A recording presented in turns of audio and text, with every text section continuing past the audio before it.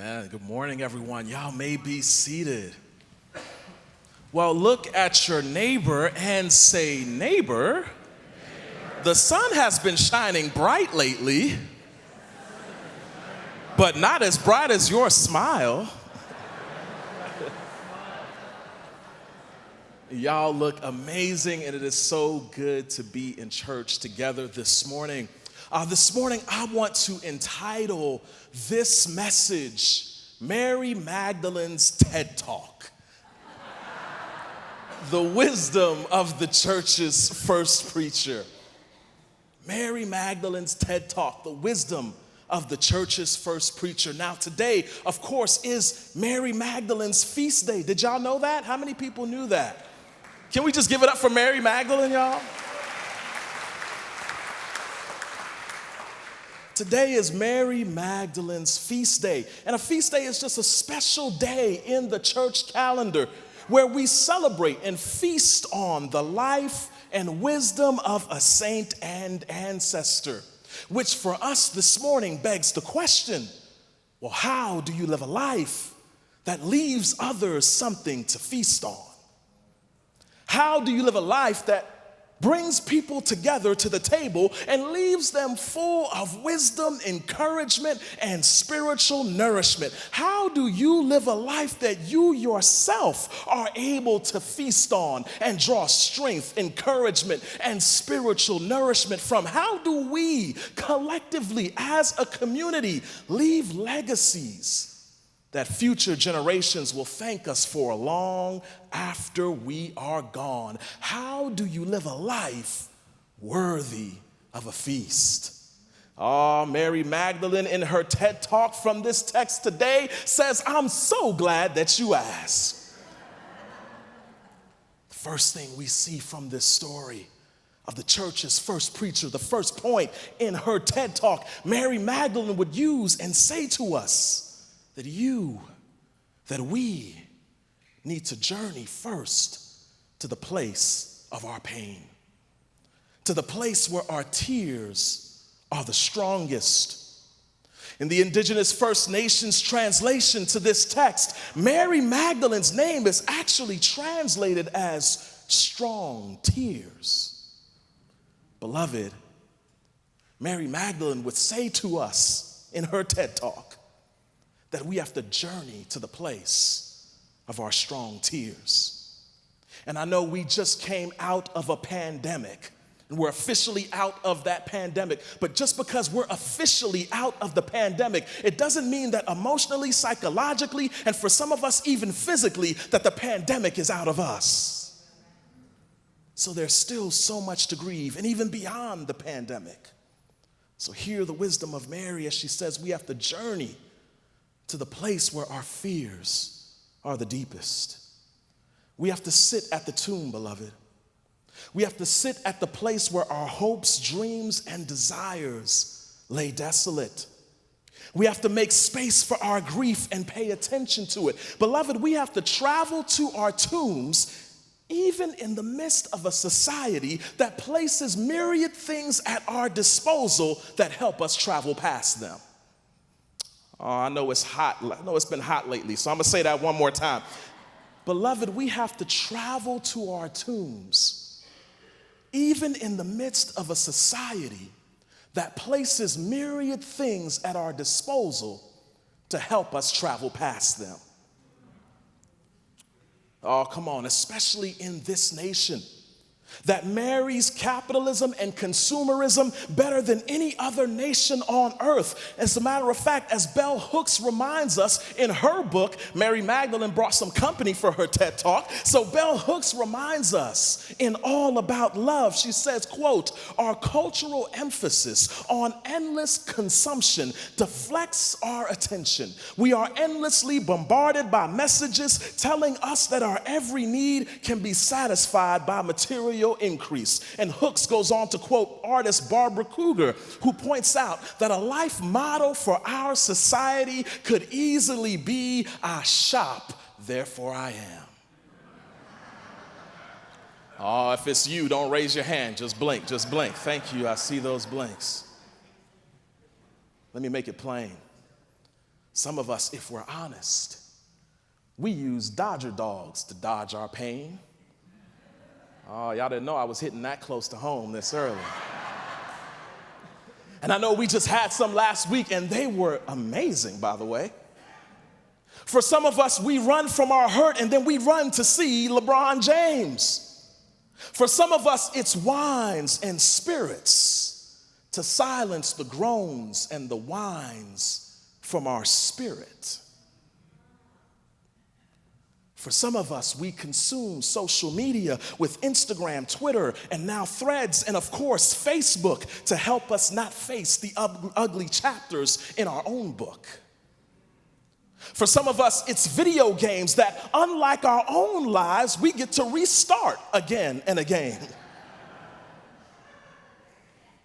And for some of us, we even consume activism, facing down the system and the machine with passion and furor, just as long as facing the machine keeps us from facing the mirror. And beloved, none of the aforementioned, that's a long one, aforementioned things are bad in and of themselves, just as long as they don't serve to keep us hidden from ourselves. This morning, heed the wisdom of Mary Magdalene, the church's first preacher, as she says, pay attention to the pain, sojourn to the place of grief, and be present to the places that hurt. To borrow from the rich tradition of our Jewish siblings, some of us, in order to live a life that we can feast on, some of us need to sit shiva with our very own selves. Beloved, the only reason we have this story is because Mary, while the men were hiding, dared to sojourn to the tomb and make space for her grief and sit shiva with her very own self. Now, the good news is this morning, look at your neighbor and say, neighbor, there is some good news in this morbid first point. I know y'all like, Chase, it's too hot to be this sad. He was thinking that. But the good news is, when we find the pain and follow it, we'll find Jesus was there waiting for us all along. When we find the pain and follow it, we'll find that Jesus was waiting for us there all along. So Mary's TED Talk forces us to ask the question, where is our pain this morning? Where are our tears? What is leaving us trembling and anxious? And how do we need Jesus to show up there?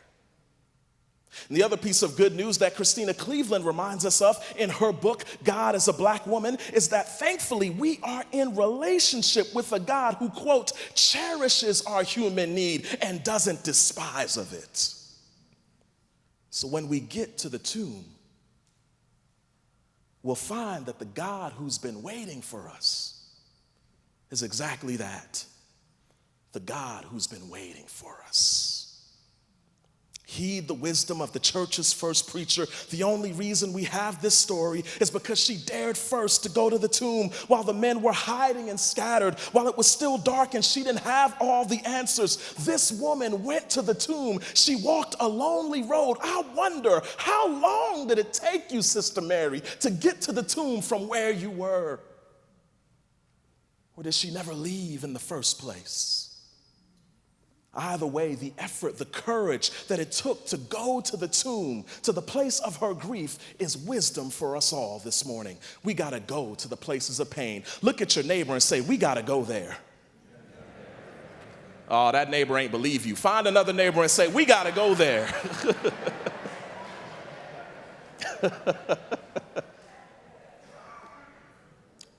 And collectively, beloved, as a community and as a nation, we have to go there. You see, this is a nation that consistently runs past its tombs. The very tombs that it created and filled with the bodies of enslaved African peoples and indigenous peoples and Latinx peoples and AAPI peoples and queer peoples and trans peoples and disabled peoples and any other peoples whose sheer existence stood and stands in the way of white supremacy's agenda.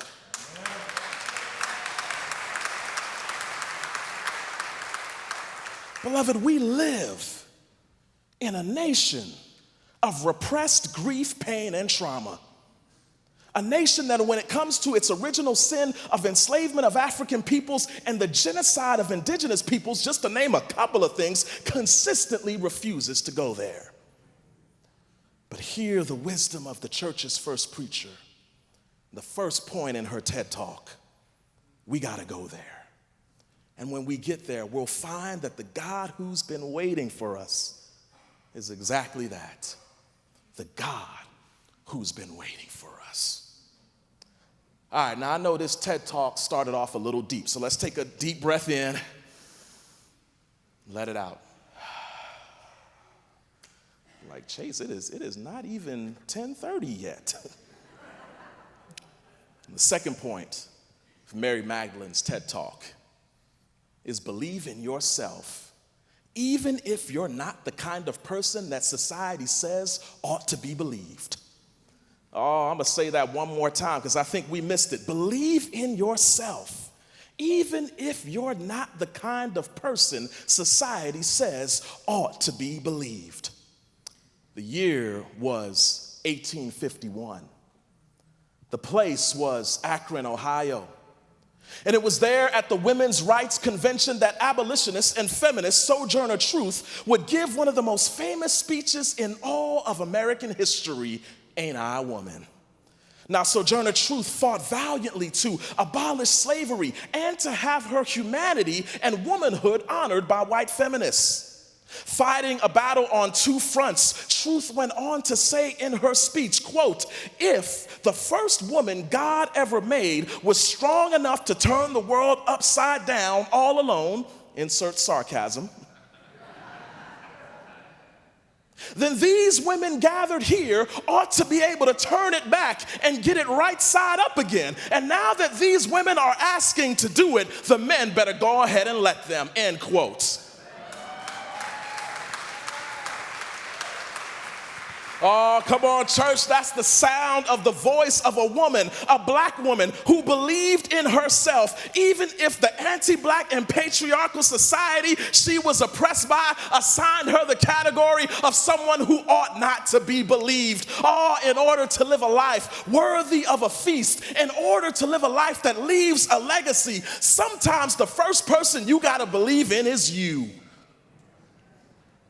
Sometimes the first person who has to donate to the vision is you. Sometimes the first person who has to click the subscribe button is the subscriber in the mirror. Sometimes the first person who has to buy the campaign slogan is the campaign candidate. Sometimes the first person who has to believe that they're right for the job is the very person applying for the job. Oh, look at your neighbor and say, do you believe you? That's a word for somebody. Do you believe you? You see, Mary Magdalene believed in some Jesus. And Mary Magdalene believed in herself to know that she ought to be wherever Jesus was. She believed that she belonged with all the male disciples, so much so that she becomes known as the disciple to the disciples.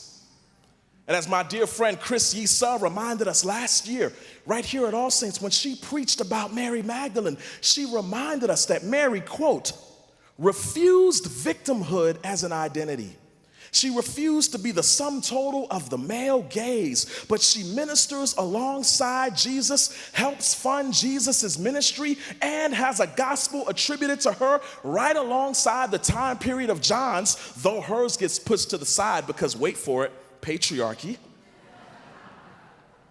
Chris Yisa goes on to say that, quote, Mary refused to be silenced and reveals to us that our worthiness is not tied to our social status, end quote. Oh, you gotta believe yourself. And in my sanctified imagination, I wonder if that's why Jesus chose to appear first to Mary Magdalene as a sign that we ought to believe beyond the boxes, as a sign that we ought to believe beyond the stigmas, as a sign that we ought to believe beyond the oppressive and marginalizing roles that society hands out for us every single day.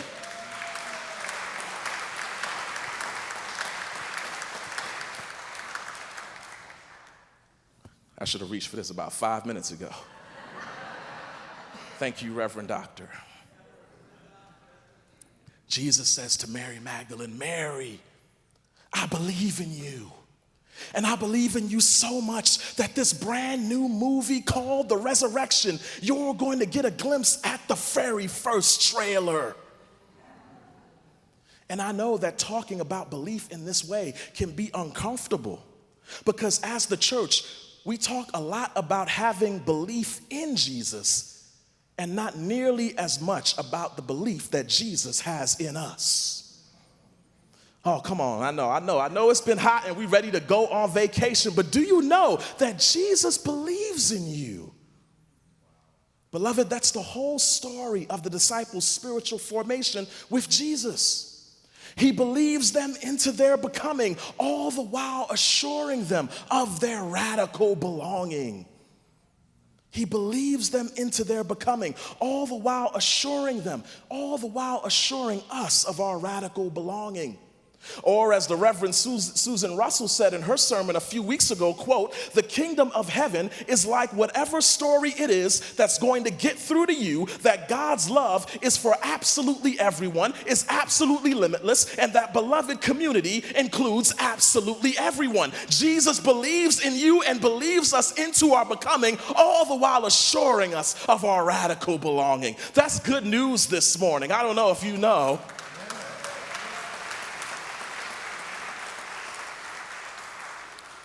All right, now I'm about to end this thing. I'm rounding third, believe it or not. Though not as successfully as my Yankees have been the last few weeks. It's been rough. Pray for a brother. I'm going through. Mary Magdalene's story in TED Talk, before we wrap this up, it has me wondering this. If we who say we believe Jesus believe women as much as the Jesus we believe in did. I'm going to say that one more time because I know we missed that one. I wonder if we who believe Jesus believe women as much as the Jesus we believe in did. If we believe Jesus, then we ought to start believing women, full stop.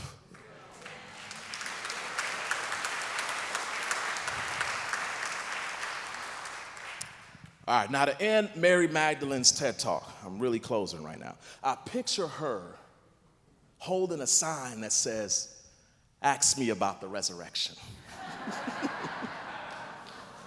Ask me about the resurrection. And of course, we might say our first question would be, okay, Mary, are you sure? Was it really Jesus? Are you absolutely sure? Did he have the same facial hair and all that? Was it really him? Did it really happen like that? Now, I believe Mary Magdalene would say yes, and me personally, I would say yes right alongside Mary. But that ain't necessarily what I'm here to convince you of this morning.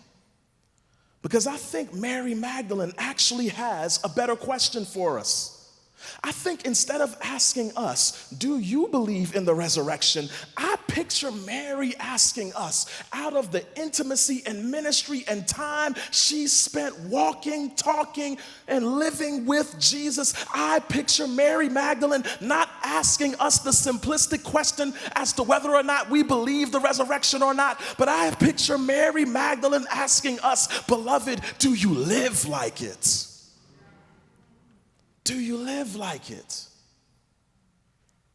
For what good is it to doctrinally or intellectually believe in the resurrection, but you don't be living like you actually believe it? Oh, I'm so glad I'm a preacher and not an English teacher, because I'm going to say that again.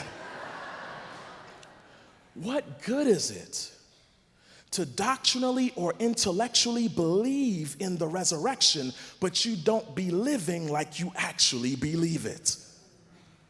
And to be living like you actually believe is to be loving. Because my friends, I'm gonna fast forward and spoil the movie for you. That's where this whole thing is going.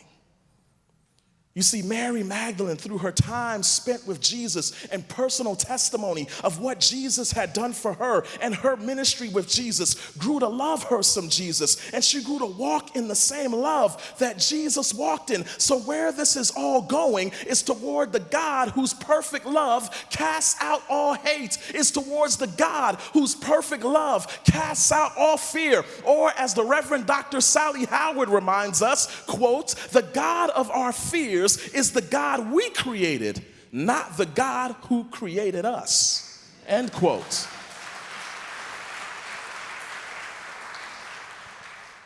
So friends, the better question that I'm sweating to ask us is not simply, do you think Jesus is alive or dead?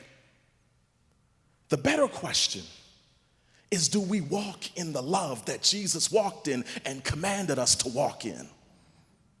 And if y'all don't believe me, hear the very words of Jesus, who said, a new commandment I give to you, love one another, and by this the world will know that you are mine, by your love. Jesus did not say, a new commandment I give to you, believe in the resurrection, and that's how the world will know that you are mine, by your belief in the resurrection. That's not what Jesus said. And like I said, I personally believe in the bodily resurrection of Jesus. I believe that Jesus spent all night Friday in the tomb, all day Saturday in the tomb, but early Sunday morning, he got up with all power in his hands, and he is seated at the right hand of the Father, and he will come again in glory to judge the living and the dead, and his kingdom will have no end. I could preach that right now.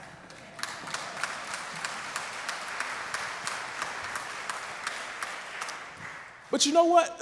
There's a lot of people who believe in that right along with me, who believe in the resurrected Jesus, but who don't believe in the way of love that the resurrected Jesus believed in. And I'm not interested in that. And Mary Magdalene, I don't think, is interested in that. So the best question is not simply, do you think Jesus is alive or dead? That's too easy. The best question is, how do you love? Because as 1 John 3 reminds us, anyone who does not love remains in death anyway. So what good is it if up here you believe in an empty tomb, but right here sits an empty heart? Oh, I'm gonna say that again because I enjoyed that when I wrote it. What good is it? What good is it if up here we believe in an empty tomb, but right here sits an empty heart? Beloved, the tomb is empty that our hearts might be full, and that fullness will overflow onto our neighbor in love. That's the way of Jesus. And if you want to believe in anything, believe in that.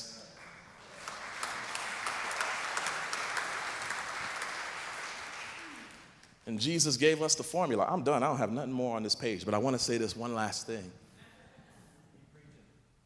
I will. Because Jesus knew that love of God could mean anything to anybody. Jesus knew that we could get that twisted real easily because that's a real broad category. But Jesus helped us out. Jesus said, love the Lord your God with all your heart, soul, mind, and strength. And the second commandment is like it. Love your neighbor as you love yourself. So the surest way that we can know if we're loving God is to love our neighbor. And it ain't rocket science to figure out how to love our neighbor. If we listen to our neighbor will tell us. And if we listen to ourselves, we can ask ourselves the question, does this feel like love to me? Would this feel like love to my own body? And if the answer is no, then you know you have missed loving your neighbor and thereby missed loving God.